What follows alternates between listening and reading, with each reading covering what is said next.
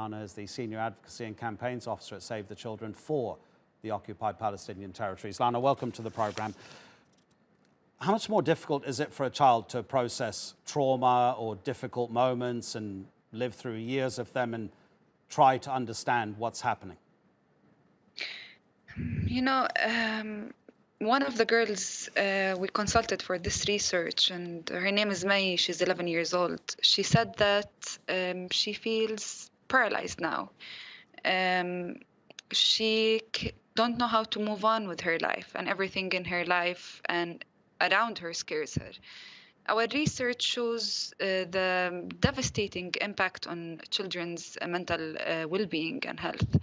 And we've seen that children are impacted with demolitions differently through their age.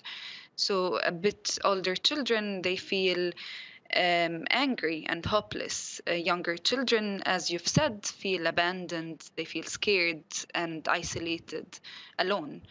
And many younger children, they take their toys with them to schools and when they leave the home, because they are scared to lose them under the rubble during the day.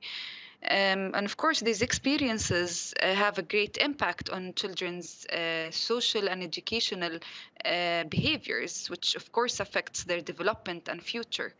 And that's why we are calling to end all demolition orders and operations.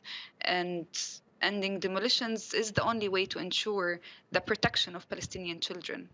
Research like this is obviously extremely important to be able to determine how to help the children. Does Save the Children provide psychological assistance? I mean, it's such a huge job that presumably one organization can't do everything that's needed.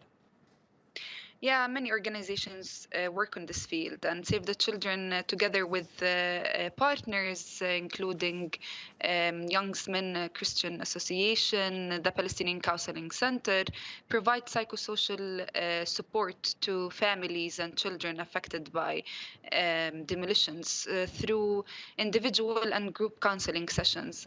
Of course, we say that children have and will continue to have great emotional consequences on their lives, but they can recover with the right support given, because they're resilient. But I mean, that's the point. Children shouldn't have to be resilient, and they shouldn't have to experience such traumatic experiences with the demolition and forcible transfer. And I mean, the situation needs to change, and that's why the international community has to pressure Israel to stop home demolitions. Lana, when you speak to Save the Children headquarters, when you meet your colleagues who work in other parts of the world, do you find that the political situation that you in Ramallah have to deal with makes the job of Save the Children a bit more difficult? In other words, do you find that there are obstacles placed in your way? You're working in an occupied territory, so it might be that the government, in this case the Israeli government, might be making your job more difficult. Do you find any obstacles in your way to do what you need to do?